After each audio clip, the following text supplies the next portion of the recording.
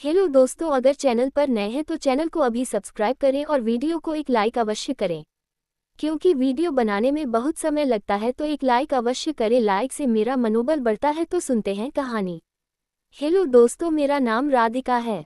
मेरे घर में मेरे मम्मी पापा और 3 बहनें रहती थी। मेरा एक भाई भी था जो कि मुझसे बड़ा था। मैं घर में सबसे छोटी थी, इसलिए सब लोग मुझसे बहुत प्यार किया करते थे। मेरा भाई जो कि मुझे बड़ा था वह भी मुझसे बहुत प्यार करता था। मैं सबसे घर में छुट्टी थी, इसलिए मैं सबकी लाडली थी। मेरी बड़ी बहनें घर का सारा काम किया करती थी, लेकिन मैं मौज मस्ती किया करती थी। मैं रोज स्कूल पढ़ाई करने जाया करती और फिर घर आकर अपने काम को किया करती थी। मैं घर में जो कहती थी वही होता था, क्योंकि सब लोग मुझे बहुत लाड प्यार किया करते थे।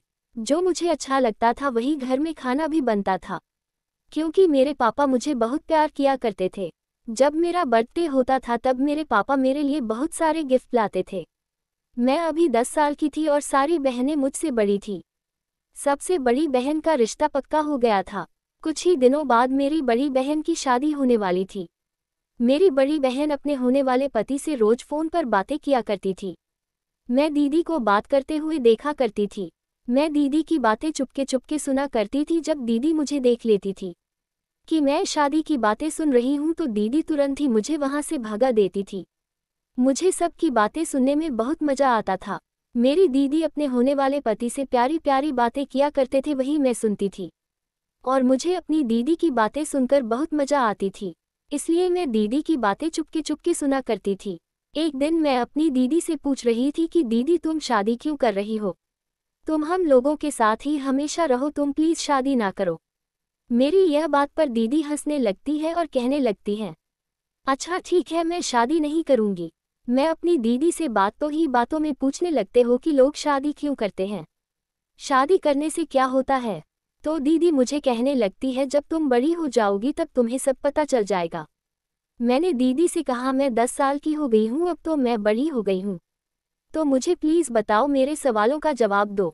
तो दीदी मुझसे कहने लगती है, साथ ही सब लोगों को करना होता है या एक पवित्र बंधन होता है, इसमें एक बार सबको बंधना होता है। जब तुम बड़ी हो जाओगी तो तुम्हारी भी शादी होगी किसी के साथ। जैसे मेरी होने वाली शादी है वैसे तुम्हारी भी शादी होगी जब तुम बड़ी हो जाओगी। लोग शादी ही क्यों करते हैं, किसी को शादी ही नहीं करनी चाहिए। तो दीदी मुझे कहने लगी, क्यों?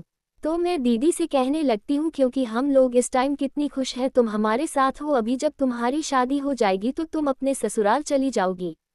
अगर तुम्हारी शादी ना हो तो तुम हमारे ही साथ रहोगी, और हम लोग कितने खुश हैं इस टाइम, और ऐसे ही खुश रहेंगे अगर तुम्हारी शादी ना हो। इस खुशी को सब लोग क्यों निछावर कर देते हैं? मेरा तो कहना यही है कि किसी की शादी ही नहीं होनी चाहिए। तो दीदी मुझे कहने लगी, यह संसार का नियम है, इसलिए सबको शादियां करनी पड़ती है। शादी एक पवित्र बंधन है, इसमें सबको बंधना पड़ता है। मैंने दीदी से कहा, शादी करना जरूरी ही क्यों है? तो दीदी मुझे कहने लगी, अगर मम्मी ने पापा से शादी नहीं की होती तो आज हम लोग यहाँ नहीं होते, क्योंकि शादी करने के बाद हम संसार को आगे बढ़ा सकते हैं। बिना शादी दिए पॉसिबल ही नहीं है, इसलिए हम सब लोगों को शादी करना पड़ता है। मैंने दीदी से कहा, जो तुम जीजू से बात किया करती हो यह क्या सही है? तो मेरी दीदी मुझे कहने लगी, बिल्कुल सही है, क्योंकि अगर शादी के पहले बात नहीं हुई तो हम लोगों के बहुत सारे डाउट क्लियर नहीं हो पाते हैं। शादी से पहले सब लोग बातें इसलिए करना शुरू कर देते हैं क्योंकि जो भी डाउट होते हैं उनको आपस में क्लियर कर लेते हैं। लेकिन तुम और जीजू इतनी प्यार भरी बातें क्यों करती हो? तो दीदी मुझे कहने लगी, जैसे कि मुझे पता है कि मेरी शादी अब जिससे बात मैं कर रही हूँ उसी से होगी। हम लोग ज़्यादा क्लोज हो सके इसलिए प्यार भरी बातें किया करते हैं, और जब मेरी शादी उसी वक्त से होगी मुझे पता है तो प्यार भरी बातें भी हम उसी से करेंगे, क्योंकि वह मेरा होने वाला पति है। पति पत्नी से सारी बातें शेयर करता है और पत्नी अपने पति से सारी बातें शेयर करती है। लेकिन जो लोग शादी के पहले ये सब करते हैं वह लोग बहुत गंदे होते हैं। उन लोगों को ये ज्ञान नहीं होता है कि यह सब गलत है। शादी जिससे होने वाली हो उसी से बात करनी चाहिए, लेकिन बहुत लोग शादी किसी और से करते हैं और बातें किसी और से किया करते हैं, तो ये बिल्कुल भी गलत है। ऐसा बिल्कुल भी नहीं करना चाहिए किसी को किसी के साथ। मैंने अपनी दीदी से कहा, मैं बहुत दिनों से यह सवाल आपसे पूछना चाहती थी, आज मैं पूछ लिया और अपने सारे सवालों का जवाब दे दिया। मैं आज बहुत खुश हूँ। मैंने दीदी से कहा, एक और सवाल है, क्या मैं वह भी पूछूं? तो मेरी दीदी मुझे कहने लगी हाँ पूछो। तो मैंने कहा वैसे मेरी शादी कब होगी, तो दीदी मुझे कहने लगी तुम पागल हो गई हो क्या, तुम अभी बहुत छोटी हो और तुम्हें शादी की क्या जल्दी। मैंने कहा बताओ तो मेरी कब शादी होगी, तो दीदी मुझे हंस के कहने लगी अभी तुम 10 साल की हो, 8-10 साल बाद तुम्हारी भी शादी होगी और तुम भी मेरी तरह फ़ोन पर बात किया करोगी अपने होने वाली पति से। मैंने कहा अच्छा ठीक है, अब मुझे सब कुछ पता चल गया शादी के बारे में। तो दीदी कहने लगी अब जाओ तुम अपना होमवर्क कर लो जाकर, वरना कल स्कूल में डांट पड़ेगी। मैंने कहा ठीक है और मैं अपना होमवर्क करने के लिए अपने रूम में आ जाती हूँ। थोड़े ही दिनों बाद मेरी दीदी की शादी हो जाती है। आप घर में मुझे 2 बड़ी बहन और मुझसे बड़ा भाई और मेरे मम्मी पापा थे। मेरे मम्मी पापा को हर टाइम यही चिंता रहती थी कि सब लोगों की जल्दी जल्दी शादी हो जाए। मेरी बड़ी बहन की शादी हो गई थी, उसमें पापा के सारे रुपए खर्च हो गए थे। शादी में बहुत खर्च आता है, इसलिए मम्मी पापा को बहुत टेंशन होती थी हम लोगों की शादी के लिए। मेरे मम्मी पापा को हर टाइम यही चिंता रहती थी कि बस कैसे भी ना कैसे सब लोगों की शादी हो जाए। मेरे पापा ने पहली शादी की थी मेरी बड़ी बहन की, तो पापा जान चुके थे कि शादी में कितना खर्चा आता है, इसलिए पापा का कहना था कि अब की बार 2 बेटियों की शादी एक में कर देंगे। मेरी मम्मी पापा यही चाहते थे कि मुझे बड़ी 2 बहनों की शादी एक में कर दें, इससे खर्च भी काम आएगा और 2 शादियां भी हो जाएगी। मेरी मम्मी पापा 2 रिश्ते ढूंढ रहे थे मेरी 2 बड़ी बहनों के लिए। मेरी धीरे धीरे उम्र लगभग 14 वर्ष हो गई थी। मुझे 2 बड़ी बहन थी, एक की उम्र 18 साल और दूसरी की उम्र 20 साल थी। मेरे पापा जल्दी शादी दोनों बहनों की कर देना चाहते थे, क्योंकि दोनों बहनों की अगर एक में शादी होती है तो पापा को कम रुपए खर्च करने पड़ेंगे, इसलिए पापा की इच्छा यही थी कि दोनों बहनों की शादी एक में कर दो। पापा दोनों बहनों के लिए रिश्ते एक साथ ही ढूंढ रहे थे, लेकिन 2 रिश्ते मिलना एक साथ बहुत मुश्किल था।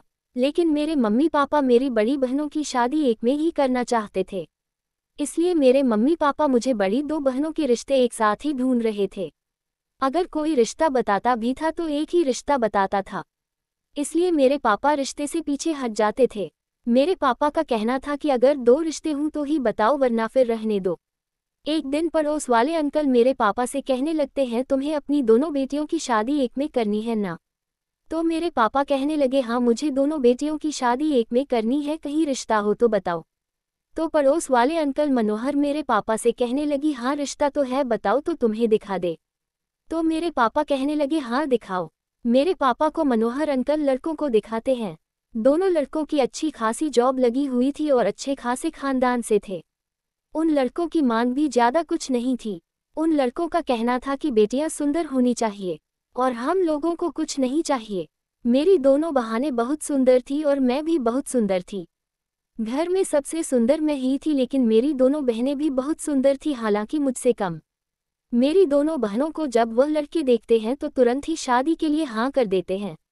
मेरे पापा से कह रहे थे कि अपनी बेटियों की शादी मुझसे कर दो, मैं दहेज में कुछ नहीं लूँगा, अगर आपकी मर्जी हो वह दे देना।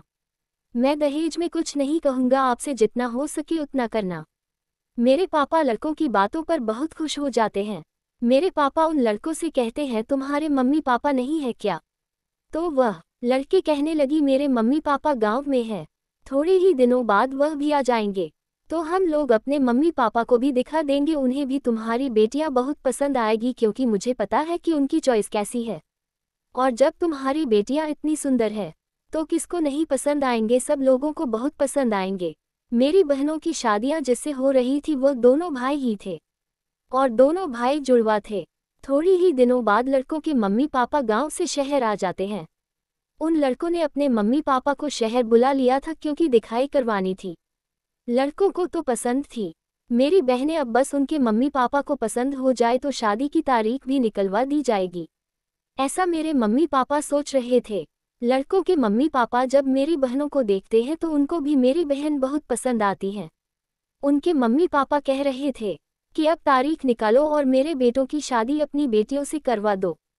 तुम मेरे मम्मी पापा कहने लगे हाँ तारीख निकलवाई जाए। पंडित को बुलाकर तारीख निकलवाई जाती है और शादी की तारीख फिक्स कर दी जाती है। थोड़े ही दिनों बाद मेरी दोनों बहनों की शादी कर दी जाती है। मेरी दोनों बहनों को बहुत अच्छे पति मिले थे, वह अच्छा खासा कमाते भी थे और अच्छी फैमिली से बिलोंग करते थे। मेरी दोनों बहनों को अच्छे पति मिल गए थे। अब मुझे अपनी चिंता हो रही थी कि मुझे भी कोई अच्छा सा ही पति मिले। मेरी दोनों बहनों की शादी हो जाने के बाद घर में मैं और मुझसे बड़ा भाई और मम्मी पापा रहते थे। लगभग 3 साल बीत जाने के बाद मेरे मम्मी पापा मेरे लिए भी रिश्ता ढूंढने लगते हैं। मुझे बड़ा भाई, उसकी भी शादी अभी नहीं हुई थी। मेरे पापा सोच रहे थे कि किसकी पहले शादी करनी चाहिए, क्योंकि मुझे बड़ा भाई अभी कुंवारा बैठा था लेकिन मैं भी जवान हो गई थी। मेरी उम्र अब 18 साल हो गई थी। मेरे पापा सो रहे थे कि पहले बेटी की शादी करनी चाहिए, उसके बाद बेटे की। मेरे पापा मम्मी से पूछ रहे थे कि तुम जो बताओ वह करेंगे, पहले बेटे की शादी कर दी या बेटी की। मेरी मम्मी कहने लगी जैसा तुम समझो। तो मेरे पापा कहने लगे अच्छा ठीक है, जिसका रिश्ता पहले मिल जाएगा उसकी शादी पहले कर दी जाएगी, क्योंकि लड़का भी करने वाला है और बेटी भी करने वाली है। दोनों की उम्र काफ़ी हो गई है। मेरे फूफा जी घर पर आए हुए थे। मेरे फूफा मेरे पापा से कहते हैं कि तुम अपनी बेटी की शादी कब करोगे। तो मेरे पापा कहने लगी कहीं रिश्ता ही नहीं मिल रहा है। अच्छा, कहीं रिश्ता हो तो बताओ तुम। मेरे फूफा जी कहने लगे इसीलिए तो मैं ये बात कर रहा हूँ, क्योंकि मेरी नज़र में एक लड़का है। तो मेरे पापा फूफा जी से कहते हैं कि दिखाओ। तुम मेरे फूफा जी फ़ोन में उसकी फ़ोटो निकाल कर मेरे पापा को दिखा रहे थे। मेरे पापा फ़ोटो देखकर कह रहे थे कि यह लड़का तो बहुत रिच फैमिली से लग रहा है, इसकी मांग बहुत होगी, कोई अपना एवरेज का लड़का बताओ। तो मेरे फूफा जी कहने लगे तुम परेशान ना हो, मुझ पर सारी बातें छोड़ दो। मैं तुम्हारी शादी कम से कम रुपयों में करूँगा और इसी लड़के के साथ होगी तुम्हारी बेटी की शादी। मेरे पापा फूफा से कहने लगे लेकिन ये लड़का करता क्या है, क्योंकि दिखने में तो रिच लग रहा है लेकिन करता क्या है। तो फूफा जी कहने लगी इसकी दुबई में 2-3 फैक्ट्री है। इस लड़के की खुद की फैक्ट्री है दुबई में, इसलिए ये लड़का हमेशा बाहर ही रहता है।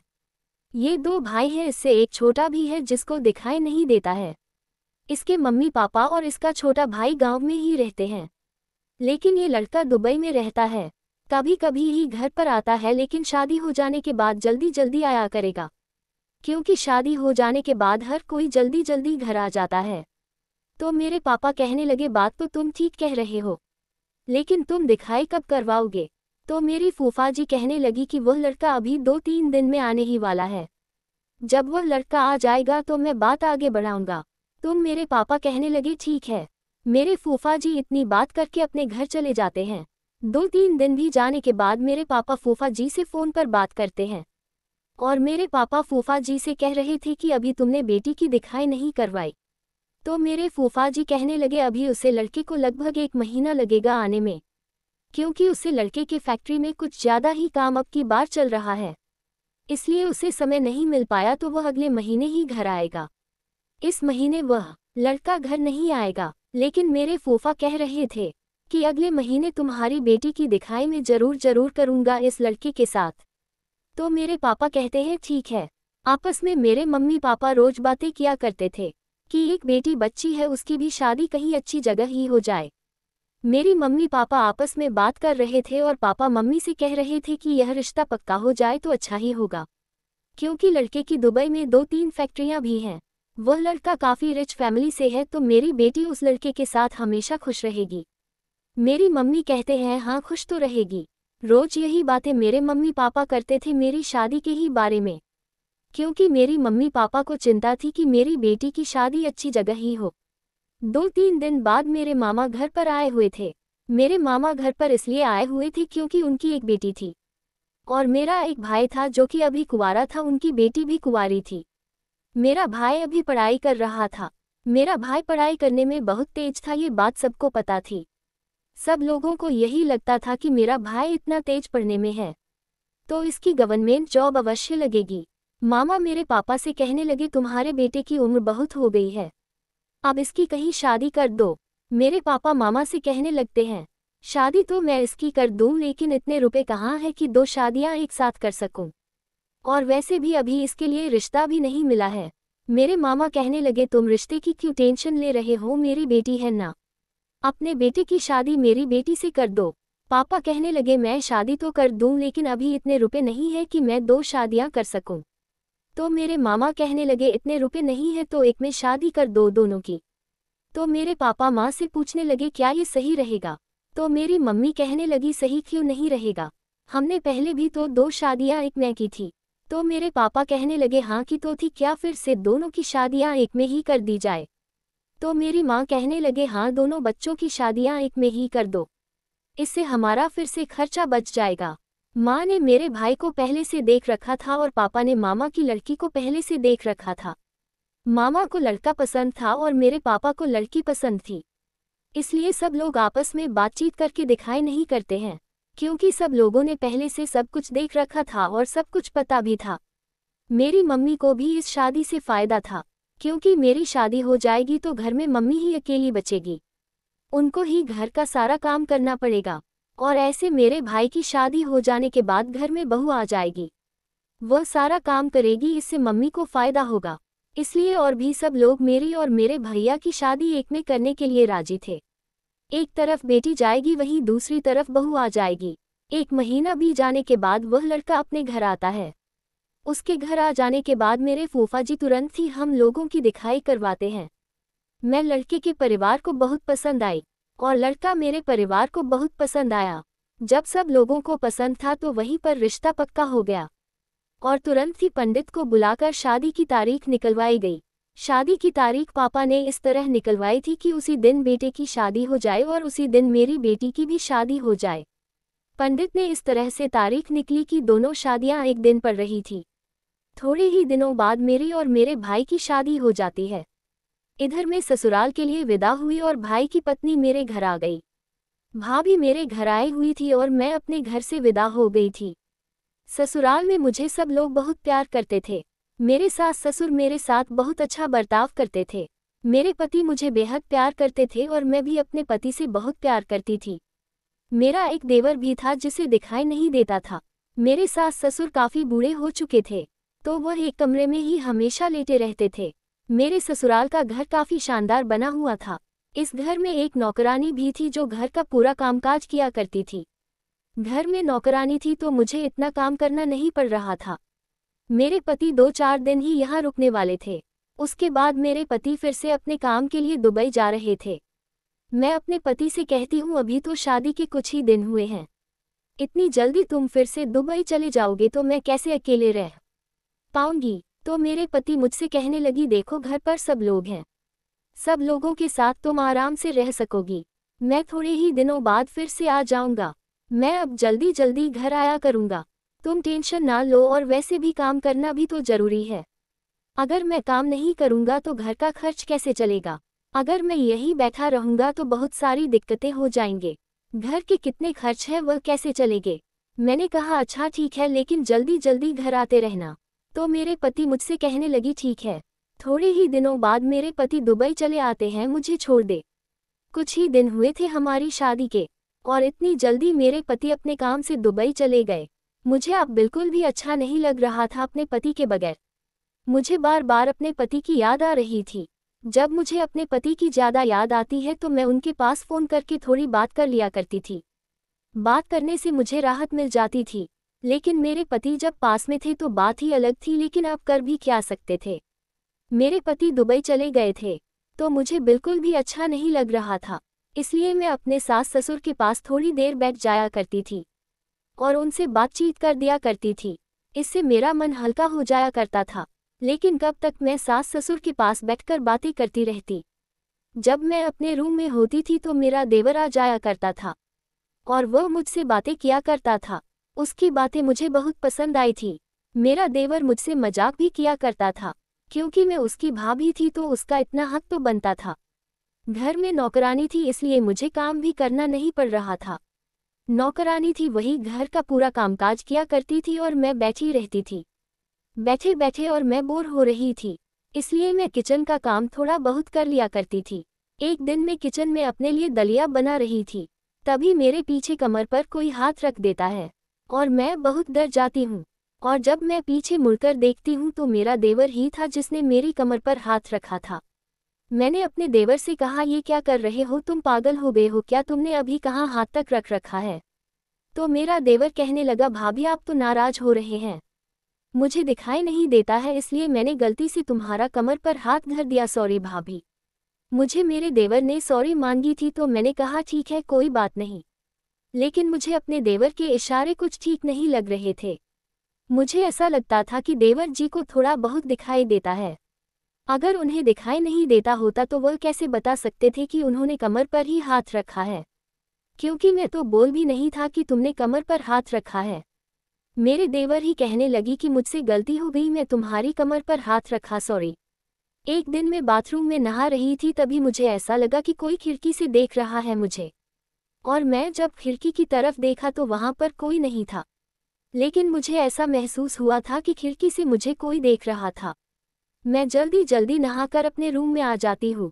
तभी थोड़ी देर बाद मेरा देवर मेरे रूम में आ जाता है और मुझसे बातें करने लगता है। एक दिन मैं कपड़े चेंज कर रही थी, क्योंकि मुझे मार्केट जाना था, कुछ सामान लानी थी। मैं अपने नौकरानी के साथ मार्केट जाने वाली थी और मैं कपड़े चेंज कर रही थी। तभी मेरे रूम में मेरे देवर जी आ जाते हैं और मैं कपड़े चेंज ही कर रही थी। देवर जी मेरे पास आ गए थे। मैंने अपने देवर जी से कहा, मैं अभी अपने कपड़े चेंज कर रही हूँ, तो प्लीज़ तुम अभी यहाँ से जाओ। तो देवर मुझसे कहने लगा, भाभी आप टेंशन ना लो, वैसे भी मुझे कुछ नहीं दिखाई देता है, आप आराम से कपड़े चेंज कर सकती हो। मैंने अपने देवर से कहा, नहीं मुझे ऐसे कपड़े चेंज नहीं करना है, तुम यहाँ से पहले जो, उसके बाद ही मैं कपड़े चेंज करूँगी। देवरा मुझे बहुत गलत नज़र से देख रहा था, लेकिन उसे दिखाई नहीं देता था। मुझे कभी कभी ऐसा लगता था कि देवर जी को दिखाई देता है। मैंने देवर जी से कहा, अब तुम यहाँ से जो, मुझे कपड़े चेंज करनी है क्योंकि मुझे लेट हो रहा है। तो देवर कहने लगा, अच्छा ठीक है मैं जा रहा हूँ, और देवर मेरे रूम से बाहर चला जाता है। थोड़ी देर बाद तैयार होकर मैं मार्केट चली जाती हूँ सामान खरीदने के लिए, और वहाँ से सामान खरीद के घर आ जाती हूँ। एक दिन देवर जी ने तो हद ही कर दी। देवर जी मेरे पास बैठे थे और मजाक कर रहे थे। देवर जी मुझसे मजाक से मजाक में कहने लगे, आप बहुत सुंदर हैं। तो मैं देवर जी से कहा, वैसे तुम्हें दिखाई तो देता नहीं है, तो तुम्हें कैसे पता कि मैं सुंदर हूँ या नहीं? तो देवर जी घबरा गए और कहने लगे, अरे मैं ऐसे ही कह रहा हूँ, क्योंकि आप इतने प्यार से बात करते हैं तो आप सुंदर तो होंगे ही। मुझे ऐसा लग रहा था कि देवर की बात घुमा रहे हैं। एक दिन मैं अपने पति से बात कर रही थी, मैंने देवर जी की सारी बातें अपने पति से बताई। मेरे पति मुझसे कहने लगे, तुम पागल हो गई हो क्या? मैंने कहा, क्या हुआ? तो मेरे पति मुझसे कहने लगे, उसे एक आंख से दिखाई देता है और एक आंख से नहीं दिखाई देता है। इतना सब हो गया, तुमने आज तक मुझे कुछ बताया ही नहीं। इतना कहते ही मेरे होश खराब हो जाते हैं, क्योंकि देवर जी को एक आंख से दिखाई देता था। मैं अपने पति से कहने लगी, क्या तुम सच कह रहे हो, देवर जी को एक आंख से दिखाई देता है? तो मेरे पति कहने लगे, हाँ उसे एक आंख से दिखाई देता है, वह एक आंख से अंधा है, लेकिन एक आंख बिल्कुल सही है। ये बात सुनने के बाद मुझे आप अपने देवर से बहुत डर लगने लगा था। मैंने अपने पति से कहा, तुम जल्दी यहाँ आ जाओ और मुझे यहाँ से ले चलो। मुझे अकेले यहाँ नहीं रहना, क्योंकि मुझे बहुत डर लगता है अकेले रहने में। और देवर जी भी इतने दिनों से मुझसे झूठ बोल रहे थे कि मुझे दिखाई नहीं देता है। मुझे पहले भी ऐसा लगता था कि देवर जी को दिखाई देता है, लेकिन जब भी मैं उनसे पूछती थी तो उसको साफ मना कर देते थे कि मुझे नहीं दिखाई देता। थोड़े ही दिनों बाद मेरे पति घर आ जाते हैं। घर आ जाने के बाद मेरे पति देवर जी को बहुत तेज आवाज में डांटने लगते हैं। मेरे पति के डांट खाने के बाद मेरा देवर रोने लगता है। रोने के बाद मेरा देवर कहता है, मुझसे बहुत बड़ी गलती हो गई, प्लीज़ भैया मुझे माफ़ कर दो। मेरे देवर की उम्र अभी काफ़ी कम थी, लेकिन उसने मुझसे झूठ बोला था कि मुझे दिखाई नहीं देता है। मैंने उसी टाइम कहा कि जब मैं बाथरूम में नहाया करती हूँ तो कोई खिड़की से शायद देखा था, तो वह तुम ही थे क्या? तो देवर मुझसे कहने लगा, नहीं भाभी मैं नहीं था, वह तुम्हें ऐसे ही लग रहा होगा, लेकिन उस टाइम मैं नहीं था। मेरे इतना कहने पर मेरे पति अपने भाई से तेज आवाज में बोलने लगे। कहने लगे, सच सच बता वरना अभी तुझे मारूंगा। तो देवर कहने लगे, हाँ मैं ही था, लेकिन जो भी हुआ प्लीज़ मुझे माफ़ कर दो, अगली बार से मैं गलती नहीं करूंगा। देवर इतने घिनौने काम कर रहा था, मुझे ऐसा नहीं लगता था कि देवर ऐसा हो सकता है मेरा। इतना सुनने के बाद मेरे पति तुरंत अपने भाई को मारने लगते हैं। मेरे पति देवर जी को बहुत मारते हैं। वह बहुत रो रहा था और माफ़ी मांग रहा था कि मुझे माफ़ कर दो, अगली बार से मैं ऐसा काम बिल्कुल भी नहीं करूंगा। लेकिन मेरे पति किसी की नहीं सुनते हैं, वह बहुत ज़्यादा मारते हैं। मेरे साथ ससुर भी कह रहे थे कि अब छोड़ दो उसे, क्या मार ही डालोगे। अब वह कह रहा है कि नहीं करेगा तो नहीं करेगा। सासू माँ के कहने पर मेरे पति देवर जी को छोड़ देते हैं। देवर की उम्र लगभग 10 साल की, वह कितने जिन्होंने काम कर रहा है। उसी दिन से मेरा देवर ना मुझे गंदी नज़रों से देखा था और ना ही कुछ गलत करने की सोचता था। मेरे देवर को जब काम होता था तभी वह मुझसे बोलना था। अब उसने मजाक करना भी मुझसे बंद कर दिया था। लेकिन मैंने अपने पति से कहा, मैं तुम्हारे बगैर अकेले अब नहीं रहूंगी, मुझे भी तुम्हारे साथ चलना है। तो पति मुझसे कहने लगी, अच्छा ठीक है, तुम सामान पैक करो, मैं तुम्हें दुबई ले चलूंगा आपकी बार। मैंने अपने सामान पैक कर ली थी, मेरे पति मुझे भी अपने साथ ले गए। वहां जाने के बाद मैं बहुत खुश थी अपने पति के साथ। मेरे पति हर महीने कुछ रुपए मम्मी पापा के खाते पर लगा दिया करते थे, जिससे उनका भी गुजारा चल रहा था। मैं अब अपने पति के साथ खुश थी और मेरा पति मेरे साथ खुश था। अगर वीडियो अच्छी लगी हो तो वीडियो को एक लाइक और चैनल पर नए हैं तो चैनल को अभी सब्सक्राइब करें। तो मिलते हैं किसी और रोमांचक कहानी के साथ, जब तक के लिए बाय बाय।